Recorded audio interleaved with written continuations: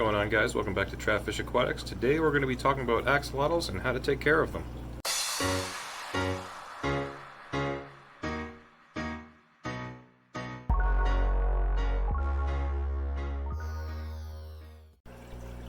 Alright, so what do you need to know about an axolotl? So axolotls come from a lake down in Mexico. They are extinct in the wild. It was the only lake that housed them, and they are now classified as extinct. So the only place they exist is in the aquarium hobby. This guy right here, his name is Peekaboo, named by my wife and daughter. And he is about 8 inches long, and we've had him for about 9 months now. When we got him, he was about 1.5 inches long, and we've raised him up from that. So from my experience, I'm going to give you a couple pointers and tips here of things that you need and things that you should look out for. So here we go. So the first thing you're going to want is when you get an axolotl, you want a 20-gallon long tank. They want plenty of room to be able to walk back and forth. They don't need a lot of vertical height, so a 20 long works great. If you plan on getting more than one, you're going to need something a little larger, like a 40 breeder, for up to about 3 axolotls. Anything more than 3, you're going to want something a little larger, just because of how much they move around and how much space they want. Now, before you go getting your axolotls, make sure that you have a well-cycled tank. Axolotls do not do well in cycling aquariums. You don't want any of your parameters, like your ammonia and nitrites, to skyrocket. So you want to make sure the aquarium is well established before you add your axolotls. One thing you want to do with your filtration is you want to make sure your filtration has lots of biological filtration and not a lot of flow.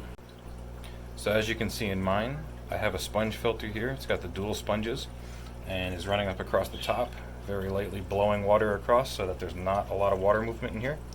And then over here on my hang-on back, I have a pre-filter sponge, and the actual hang-on back is modified so that it holds a bunch of sponge inside of that. So I have a ton of biological filtration in here, and you're going to want to make sure that you have a lot of biological filtration because these guys have a very large bioload. I would say that this one guy produces just as much bioload as that 55-gallon with those 3 goldfish because of what these guys are fed. As juveniles, you can feed them either live bloodworms, live blackworms, daphnia, brine shrimp, stuff like that. Once they get a little bit bigger, mine personally growing up, I fed omega-1 goldfish pellets because I had them on hand. The protein count is 35% on that. I felt that was fairly high, as well as the other ingredients are good. And I noticed good growth on my goldfish, so I figured I would try this. And he grew about 1 inch every month, and from my understanding, that is perfectly normal and healthy for their kind of growth. So, in my opinion, that food worked well. As they get older, you want to feed larger things and live things like night crawlers or red wigglers, red worms, things like that. Night crawlers are a little large, so you kind of want to cut them up into smaller pieces. And I actually have some here already cut up. So we'll drop one in there and see if we can get him to eat.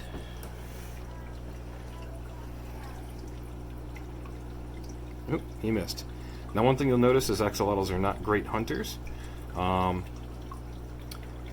we go, we got it.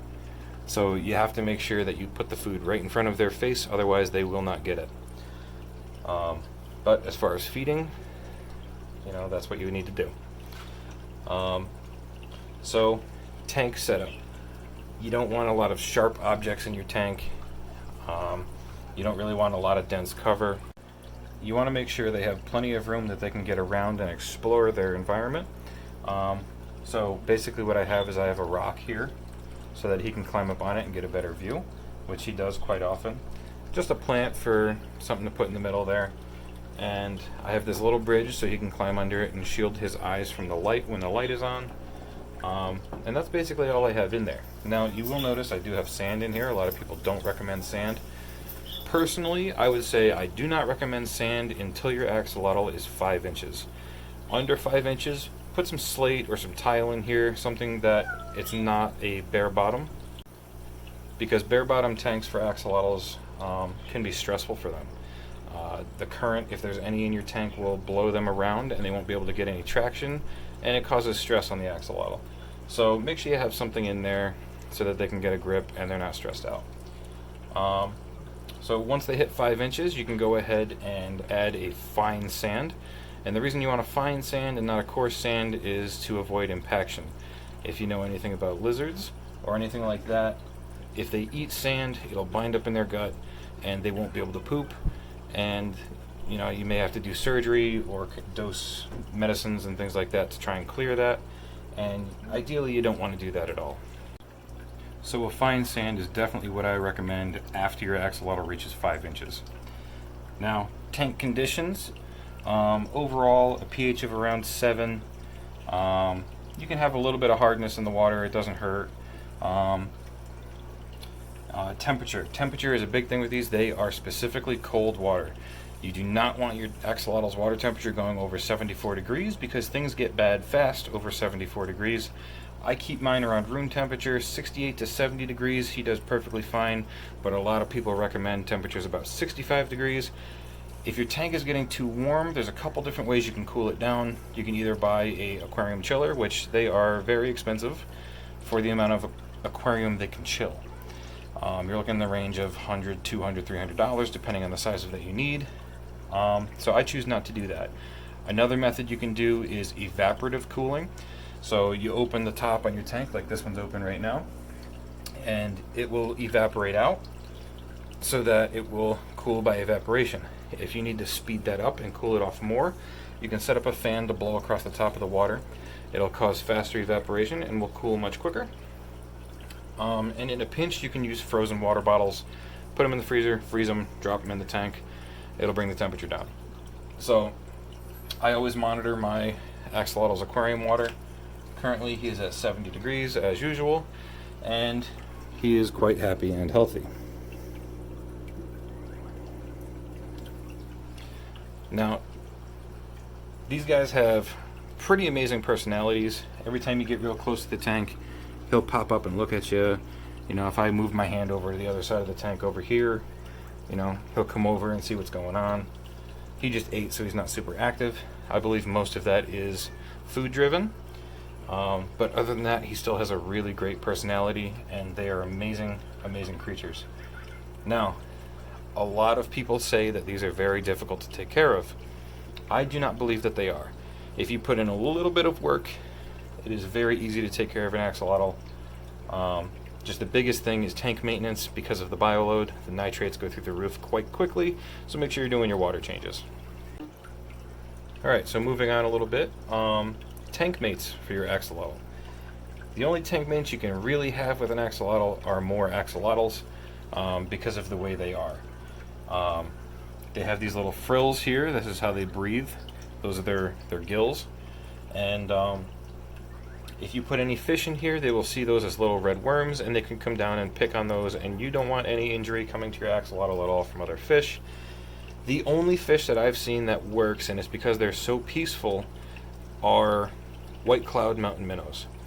And if you were to add white clouds to your axolotl tank, please understand that they are very likely going to become food. Anything that goes in front of this axolotl's face, he's going to try to eat it. Just because that's the way they are. And also, being that these are cold water species, there aren't a lot of options that you can have that you could put in with these guys that wouldn't outgrow them or injure them. Moving on from that, axolotls do come in a bunch of different color patterns. You can get leucistic, like what I have here, which is the albino coloring. There's also melanistic, which is the darker brown and green coloring. You've got your leopard spot, gold, and they also come in varieties of colors that are scientifically engineered versions. They do use these guys for medical research, and in doing so, they have basically been able to make these guys colorful the same way that they made the skirt tetras colorful, which I don't exactly agree with, but because it's for scientific research, I get it. And the reason they are highly researching these specific creatures are because of their ability to regrow body parts and regrow limbs and regrow almost their entire body. They can regrow sections of their brain. They are amazing creatures that are completely regenerative, just like a starfish would be. And that's incredible. So that's why they're doing all the research on these guys. So that's pretty much it for this video on axolotls. Thank you guys for clicking on it and watching the video. Let me know if you want to get one of these little axolotls. They're super cool, very easy to take care of, contrary to popular opinion. You know, leave a comment down below. So, got more good content coming up this way. As you guys can see, this is the stand that I built in the live stream. It's up, stocked, and I'm going to start working on that stand back there, so that'll be an upcoming video. And yeah, I think that's it. So again, thank you for watching Try Fish Aquatics. I will see you guys in the next video.